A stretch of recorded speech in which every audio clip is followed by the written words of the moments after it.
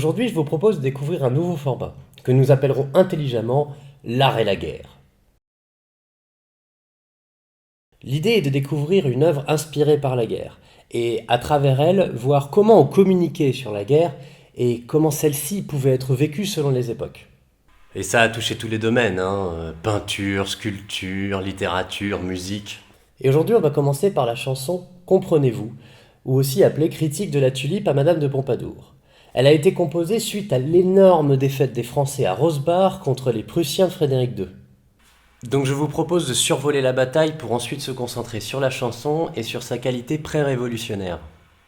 La bataille de Rosbach a lieu en 1757, en pleine guerre de 7 ans, et précède d'un mois la bataille de Leuthen dont nous avons déjà parlé. Rapidement, la France, l'Autriche et la Russie se battent contre l'Angleterre et la Prusse. Tout en envoyant une armée vers Hanovre pour menacer les Anglais, les Français, commandés par Soubise, lancent une armée vers la Silésie. Ainsi Frédéric II est menacé avec sa Prusse et est assailli de tous les côtés. Il décide de prendre ses ennemis un par un et commence par viser les Français qu'il retrouve à Rosbach. Soubise a 2 fois plus d'hommes que Frédéric II. 40 000 contre 22 000. Mais Frédéric II a une armée mieux entraînée, mieux équipée et surtout très manœuvrière. Ça, on va finir par le savoir. Ses troupes se dépassent plus rapidement et ont une cadence de tir à peu près 3 fois supérieure à la moyenne européenne. Bref, abrégeons le militaire. Soit. Les Français arrivent de l'ouest. Sur la dernière semaine, les manœuvres ont été tendues. La zone est vallonnée et les Prussiens semblent bien en place. Pour mener un assaut, Soubise décide de tourner la position et de contourner Frédéric II pour le couper de sa retraite. Oui, sauf que ça, Frédéric II le voit. Et il suit très bien une avancée très lente des Français. Alors il décide de les prendre au piège. Il suit le contournement caché par les collines, installe son artillerie en position très dominante et prépare une charge en masse sur l'aile avancée française. La grosse erreur de Soubise, c'est de ne pas suivre plus assidûment les mouvements des Prussiens avec ses éclaireurs. Le peu qu'il sait lui fait croire qu'ils sont en train de faire une retraite, et donc ça le pousse à accélérer. Pour aller plus vite se faire piéger.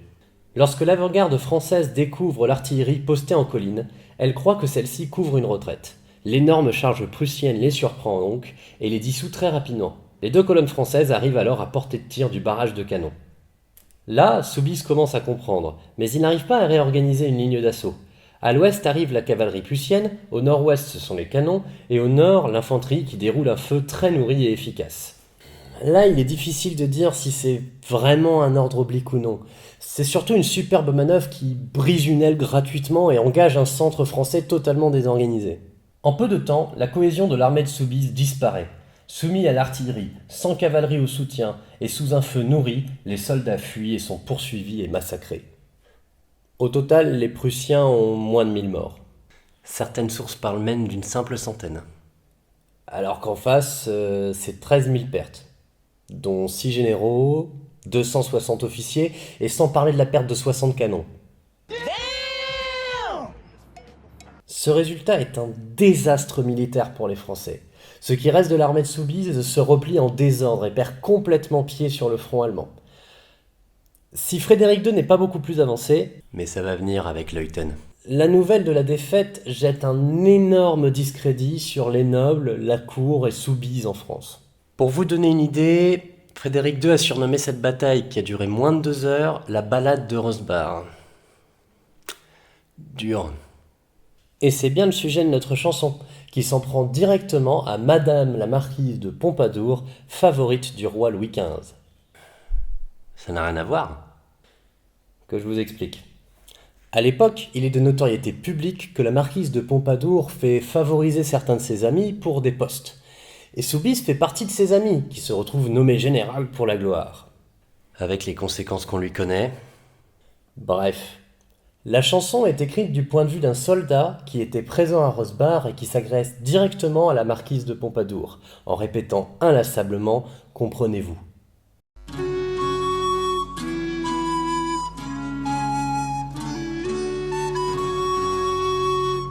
Si vous vous contentiez, madame, de rendre le roi fou de vous, l'amour étant l'affaire des femmes, nous n'en aurions aucun pour vous. Comprenez-vous? Au début, le soldat lui dit accepter ses manigances à la tête de l'État, mais va vite lui reprocher de s'occuper de la guerre, qui est un domaine beaucoup plus dur, avec d'énormes sacrifices, surtout quand un incompétent est aux commandes. Mais quand vous nommez pour la guerre certains général archi-fou, il est normal que le militaire vienne un peu vous chercher des poux. Comprenez-vous? Et cela va en empirant. Le soldat en vient à faire la liste des sacrifices vains et stériles de Rosbach. Il n'a plus de genoux, sa sœur n'a plus d'époux, son père est mort, son capitaine et ses amis soldats aussi.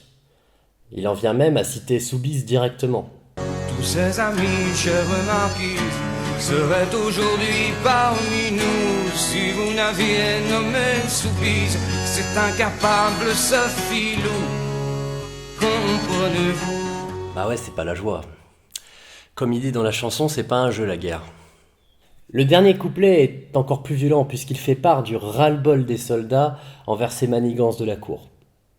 Mais quand nous n'aurons plus de larmes, quand nous serons un bout de tout, nous saurons bien à qui, madame, il nous faudra tordre le cou. Comprenez-vous? Et ça, c'est un peu avant 1760. On a donc une chanson qui s'en prend directement à la cour et à ses intrigues avec des accents de révolte. Mais il faut voir deux choses.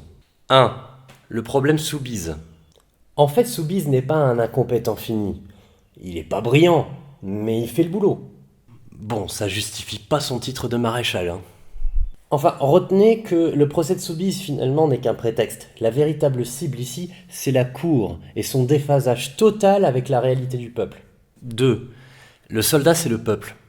Ce qu'il faut voir ici, c'est que tout ce qui est dit met en avant le sacrifice par les nobles des soldats. Mais ça, c'est vécu par toute la population, qui vit très mal les privations dues à la guerre et les sacrifices qu'on lui demande, ce malgré l'énorme richesse des nobles. En fait, c'est tellement d'actualité que je me retiens de devenir politique. En tout cas, je sais pas vous, mais moi le texte me paraît très juste. Le soldat n'est pas agressif, mais il y a une énorme transmission de toute cette tristesse et en même temps cette colère froide. On le verrait presque un genou à terre face à la marquise de Pompadour. Ce qu'il faut retenir ici, c'est que cette chanson souligne extrêmement bien l'état d'esprit de la population face à la noblesse, redonne un peu d'humanité aux soldats et surtout présage une trentaine d'années d'avance la Révolution française. Comprenez-vous? Et voilà, c'est la fin de cet épisode, j'espère qu'il vous a plu. Je vais essayer de mettre en place une FAQ, donc n'hésitez pas à mettre en commentaire en dessous de cette vidéo les questions que vous auriez. Ça devrait sortir en courant en septembre selon ce que vous me demanderez. En tout cas, moi je vous remercie de m'avoir écouté, je vous souhaite une bonne journée.